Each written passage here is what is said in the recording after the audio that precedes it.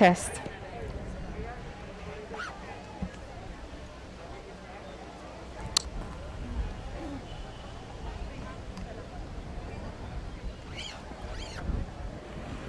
Good morning, everyone. To our City Mayor, Jerry Petrenias, Vice Mayor, Jeffrey Ganson, to our City Councilors present, good morning. Good morning to fellow city government employees, nga alas 7 pa lang, ari na. Para mag-atubang sa biometrics, kag aton obligasyon, hosted by the City Civil Registry Office, headed by Ms. Cherry Ampig. We will start the week right with a prayer to be led by Jose Pesueño Jr., to be followed by the singing of the national anthem, the city hymn, and the recitation of the pledges, to be led by Ms. Christine Picauco and John Lester Paliada. May I invite everyone to be aware of the presence of our Lord.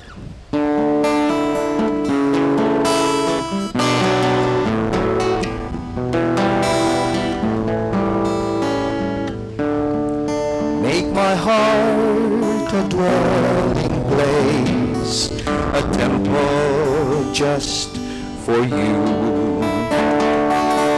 a consecrated resting place, a vessel ever true.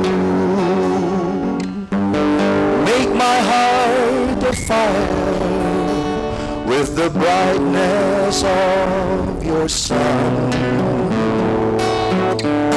Make my heart a dwelling place for the Holy One.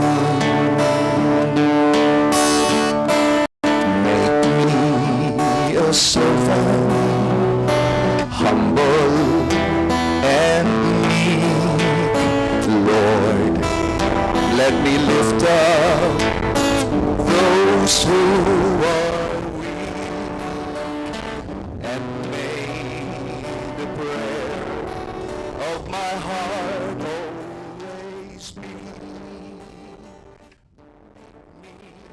a servant.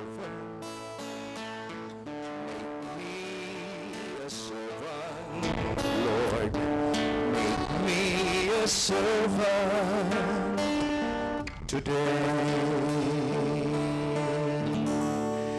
We make this prayer in Jesus' name. Amen.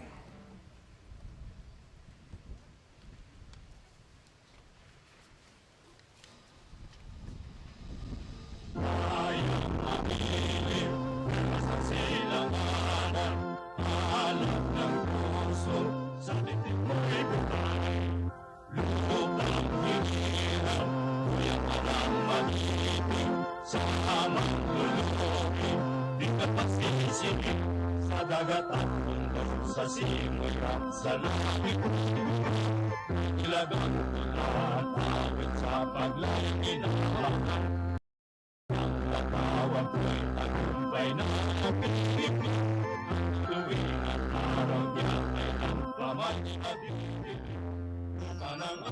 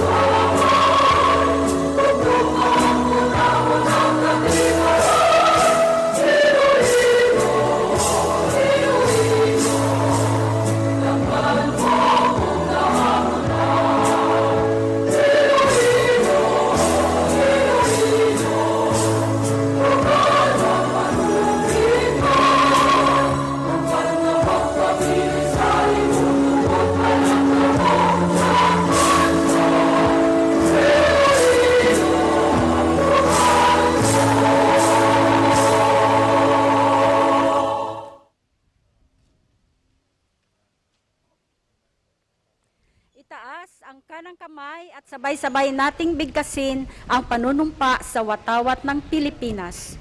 Ako ay Pilipino, buong katapatang nanunumpa sa watawat ng Pilipinas at sa bansang kanyang sinasagisag na may dangal, katarungan at kalayaan na ipinakikilos ng sambayanang makadiyos, makakalikasan, makatao at makabansa. Panunumpa ng lingkod bayan. Ako ay isang lingkod bayan. Pangangalagaan Pangangalagaan ko ang tiwalang ipinagkaloob ng mamamayan. Maglilingkod ako ng may malasakit, katapatan at kausayan na walang kinikilingan. Magiging mabuting halimbawa ako at magbibigay ng pag-asa at inspirasyon sa aking kapwa lingkod bayan. Lilinangin ko ang aking sariling kakayahan upang sa lahat ng panahon ay mapaglingkuran ko ng buong kahusayan ng sambayanan. Hindi ako magkikibahagi sa mga katiwalian sa pamahalaan.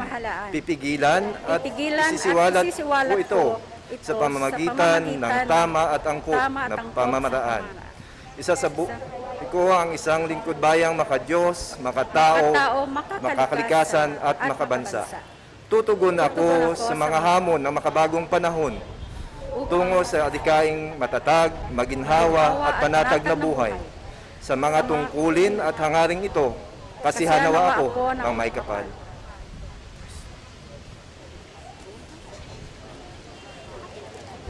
Thank you very much for your attendance. We will now hear some announcements from Ma'am Jo Agudo. Good morning, everyone.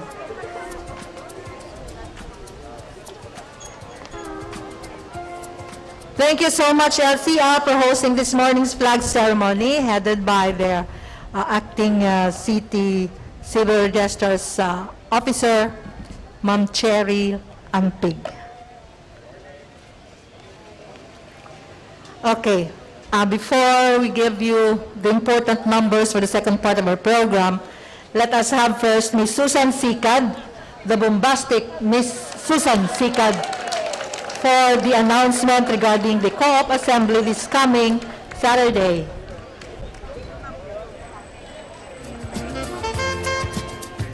Sound check. Hello? Hi! Okay, good morning once again. Syudad sang Iloilo, maayong aga. Sa amon halang doon nga pinalangga nga mayor sa syudad sang Iloilo, overwhelming, undefeated Mayor City of Iloilo, Mayor Jerry P. Tenyas. Kanta. Mayor, good morning and welcome. Sa aming nga Vice Mayor Jeffrey Ganson.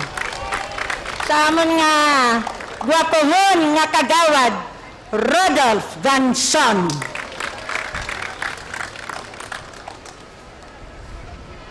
Sa mga department head namon, sa assistant department head, sa mga executive assistant, kag sa mga empleyado nga mga mabuot, mapisan kag maalam. Maayong aga sa tanan-tanan. Okay, ari ako diri subong nag-atubang sa inyo nga atubangan. Okay? Sige na. Laughing is good for your heart. Okay. Ari ako diri subong may manami nga announcement para sa mga empleyado sa syudad sang Iloilo. Kutob sa mga members sang amon nga kooperatiba, ako nigahatag sa inyo ang manami nga announcement, ha? Okay. In behalf of the Iloilo City Government, Employees Multipurpose Cooperative of Iloilo City, may pagahiwaton kita nga General Assembly. Sa April 9, that is Saturday, araw ng Kagitingan. Okay. Pamati ha, ang hindi magpamati, pierde kagid sa Sabado. Ang aton nga General Assembly, igabutang sa ICCC, Iloilo City Convention Center, starting at 8 o'clock in the morning until 12 noon. Okay, may mga reminder kita diri. Halin sa amon nga chairman, si Mr. Leo Marcelo Revencioni, the department head of HRMO. Sir Leo, good morning. Hindi ka na magduko. Ha? Sir Leo? And of course, amon nga manager, general manager sa aton nga kooperatiba, si Ma'am Irene Villarreal Doliesco. Okay, number 1 reminder. Sa mga empleyado inihang members sa cooperative. Number 1, no vax card, no booster card, no entry. Okay? That is good for your own safety. Okay lang, Mayor? Okay. Then, number 2, please bring your face mask. Bisan original ang imo nga hitsura, wala kami labot, importante may face mask ka. Okay? Number 3, we have to follow the health protocol. Hindi pa tapos ang laban natin sa kay COVID-19. Number 3, no children allowed. Okay? Ang mga nanay ta, ang mga kabataan, ibilin ta kay tatay. Na? Para hindi magsinabad sa atin nga General Assembly. Ay basi isa iban may mahibo, may mapudag-pudag. Si basi kulbaan bala si Mayo, basi kung itugaan yung libata. Okay? And then, may election kita sa mga board of directors. Mapili ka mo dira siyang 7 lang. 8 ang nagapadalagan sa board of directors, no? Dapat 7 gid lang. Sa 8, dapat isa mataktak. Pwede nga dunot-dunot kon sa pagtaktak. Depende sa inyo nga bet, ha? Pamatian nyo man ang ilang mga plataforma di gobyerno nila sa kooperatiba. And then, another one, ikuhaan nyo ang inyong mga notice. May notice yun na padala ang kooperatiba naton sa kada departamento. Kung sino yung inyong board of directors, sokta siya. Hindi gani ang inyong admin official nyo sa inyong office. Okay. Next, sa kooperatiba.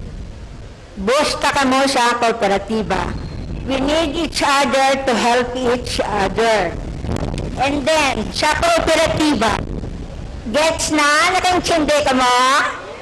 Saan na ba natin na General Assembly? April? May opisina? Wala? Amo ginanganan, wala opisina, no? Okay. Thank you so much. Oswag Iloilo, Oswag Ilonggo Party List. Hello.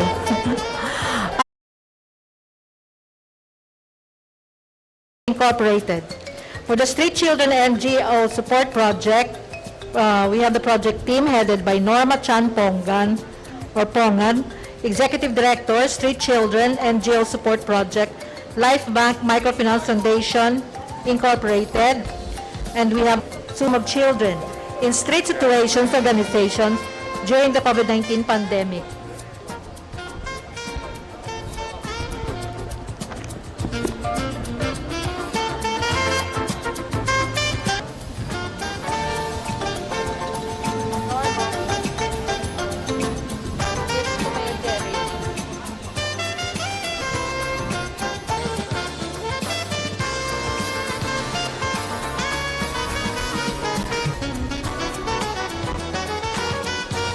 Mayor, Iloilo City. For its untiring support to Iloilo City Task Force on Street Children Program of Iloilo City Government. Its visionary corporate responsibility impacted enhancement of ICTF FSC programs for its target beneficiaries. It's valuable that pins.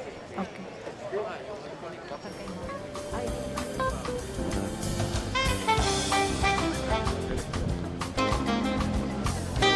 Compendium aims to provide a spotlight on the CISS organization's adaptive practices projects and activities in the context of the COVID-19 pandemic. The book features 25 organizations, 12 CISS and GOs in Metro Manila, and 11 CISS and GO in Visayas and Mindanao. Life Bank Microfinance Foundation Incorporated for the donation of the books Compendium of Children and State Situations, Organizations during the COVID-19 pandemic. Thank you so much.